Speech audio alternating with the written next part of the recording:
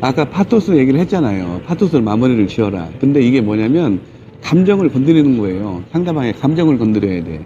감정을 건드려서 그 사람 마음을 열어줘야 되거든. 이게 안 되면 아무것도 안 되는 거예요. 예를 들어서 우리가 지하철역에서 학생이, 진짜 학생이야, 내가 봐도 학생인데 지갑을 잊어버렸대. 그래서 1,000원만 빌려주시면 안 돼요, 이렇게 얘기를 합니다. 그러면은 내가 흔쾌히 빌려줄 수 있잖아. 학생이니까.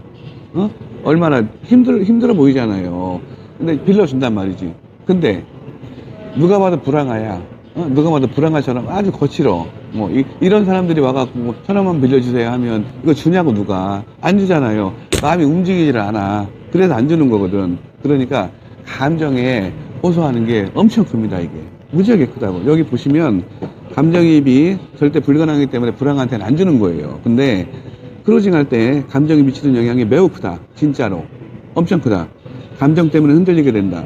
논리만으로는 기복이 거의 없다. 아까 말씀드렸죠. 노고스, 논리 가지고는 10%밖에 해당 영향을 못 준단 말이지. 그러니까 주식이나 부동산에 흔들리는 것도 심리가 기반이 되기 때문이다.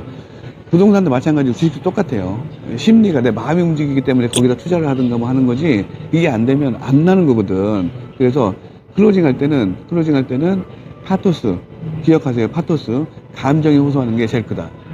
클로징 할 때, 나와보시라고 할 때. 그죠? 실제로 나와서 브리핑하고 계약 직전까지 갈 때, 이때 이 클로징도 마찬가지로 감정이 호소하는 게 가장 중요하다. 이렇게 보시면 돼요. TM에서는 딱 두 가지만 할 수 있으면 되는 거예요. TM에서는 두 가지만 부시면 돼. 여기는 부순다 그랬잖아요.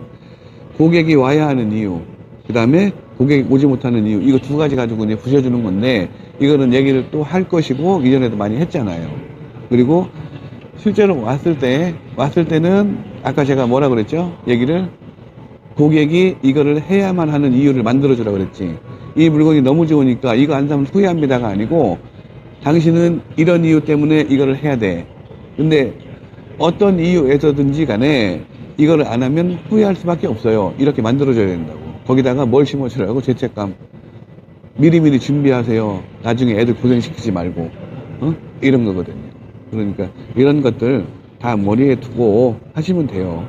한 가지 더 예를 들면, 이제 친구한테 생일 카드를 써주거든? 근데 생일 카드를 써줄 때 생일 축하해 이거보다는 평소에 그 친구가 잘하는 얘기 있잖아요. 그리고 그 친구가 좋아하는 얘기, 이런 거 써주면서 생일 카드를 쓴단 말이지. 그러면 감동이 훨씬 더 크답니다.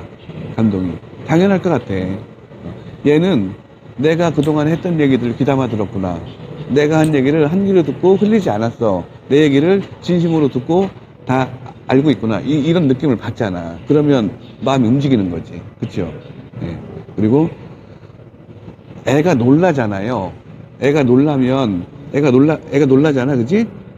깜짝 놀랬어. 막 울어. 그러면 가슴에 이렇게 끌어안아. 가슴에 안고, 아빠나 엄마가 안고서 엄마, 아빠, 부모님 심장 이렇게 느껴지게 하잖아. 그러면 애들이 진정이 빨리 된다는 거지. 그냥 놀래서 이거 말고. 그러니까 하고 싶은 얘기는 뭐냐면, 여기 있잖아요. 놀란 아이를 가슴에 끌어안고 호흡을 맞춰주고, 그러면 아이는 보다 빨리 안정감을 찾을 것이다. 이거 맞는 얘기거든요. 눈높이를 맞추고 화장을 맞추면 교감이 시작이 된다. 이런 거거든. 그러니까 이런 것들을 항상 머릿속에, 마음속에, 그리고 몸에다가 가지고 있으면서 어느 순간에도 TM을 하든 실제 내 방에서 브리핑을 하고 클로징을 하든 간에 눈높이 맞춰줘야 돼. 그렇게 하면 확률이 훨씬 높아집니다. 아시겠죠? 네. 내일은 이제 3팀 교육을 똑같은 걸 또 할 거예요. 이거를 하는데 이제 반응이 어떤가 봐야지. 그리고 이게 교육을 하면 팀별로 효과가 어떻게 나타나는지 제가 볼 겁니다. 그러니까 이대로 하시는가 안 하시는가 제가 보면 알아요. 열심히 네. 하셔야 됩니다. 네. 고객의 눈높이에 맞춰야 된다 그러면 고객이 너무 많은 것을 알고 있어. 그럼 네. 거기에 대한 그 언어도 사용해야 되고 막 이래야 되고. 그렇죠. 또 이제 고객이 좀 더 이렇게 평범하고 또 이제 좀 약간 잘 몰라. 네. 거기에 맞춰서 그 언어 표현도 해줘야 된다. 맞아요. 편하게 해줘야 돼요. 잘 모르고 어리버리하고 지산이 처음인 것 같아. 지식산업센터라는 말을 머리 쓰려고 처음 들었는데 여기다 대고 전문용어 막 쓰잖아. 그러면 짜증나는 거지. 그러니까 애한테 얘기하듯이 막 풀어주면 돼. 그리고 조금 아는 것 같아. 그러면 전문용어 섞어줘야 돼요. 뭐 섞어줘야 돼. 어렵진 않지만 섞어주고, 저는 어떤 때 있냐면 손님하고 이렇게, 지금은 제가 뭐 영업도 안 하고 브리핑도 안 하잖아요. 마지막에 이제 브리핑 잠깐 할 때 손님하고 얘기하는데 이 사람이 영어 쓰는 걸 되게 좋아해요. 저도 영어 막 섞어 써줘요.